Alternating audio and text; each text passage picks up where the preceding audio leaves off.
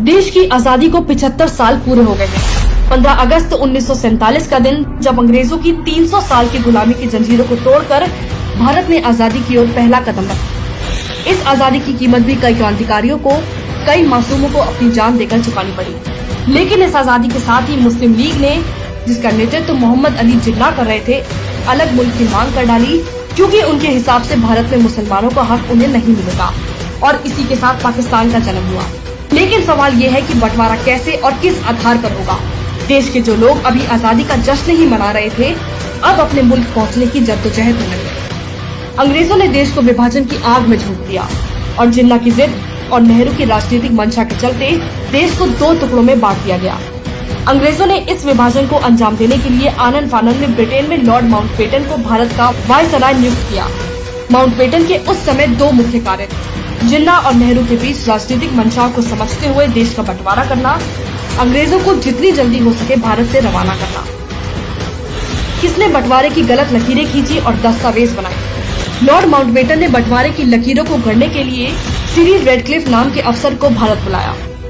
Radcliffe ना कभी भारत आए थे, ना यहाँ की संस्कृति की समझ थी।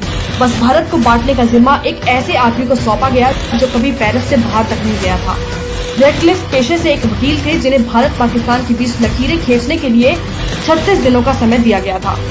इसका मतलब अब आप इस बात से समझिए कि अंग्रेजों ने भारत पाकिस्तान के विभाजन और सभी कार्यों के लिए 5 सालों का वक्त तय किया था, लेकिन देश छोड़कर भागने के चक्कर में इतिहास के सबसे जरूरी काम को मात्र 36 दिनों में निपटा दिया गया।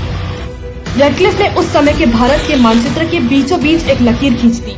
इतिहासकार और पत्रकार कुलदीन नैयर, जो रेडक्लिफ से लंदन जाकर मिले, उनकी माने तो रेडक्लिफ ने भारत का बंटवारा पुराने मानचित्र को पुराने जनसंख्या रिकॉर्ड के आधार पर जल्दी कर दिया, या फिर जहां गए सिर्फ प्लेन से ऊपरी दौरा करके हिसाब लगा लिया, क्योंकि उनसे भारत की गर्मी बर्दाश्त नहीं हो पा रही थी। रेडक्लिफ ने वो सब दस्तावेज और नक्शे जला दिए थे जो बंटवारे के गवाह थे। बंटवारे का दर्द।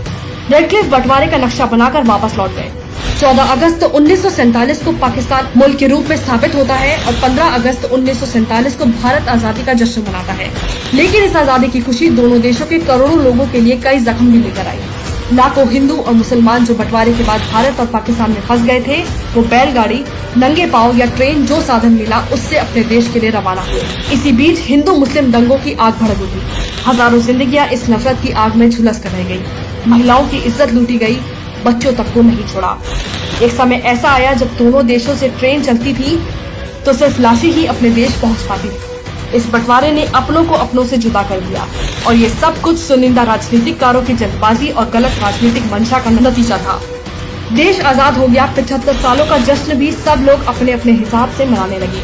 लेकिन देश की आजादी की कीमत सिर्फ देश को आजाद कराने वाले क्रांतिकारियों ने ही चुकाई। आजादी के बाद अपने अपने घरों को लौटने वाले मासूमों ने भी चुकाई है। आज जो हिंदू पाकिस्तान में है, वो हर रोज किसी न किसी प्रताड़ना का सामना कर रहे हैं। भारत के मुसलमानों को जो सम्मान मिलता है, पाकिस्तान में हिंदू समाज आज भी उससे वंचित है।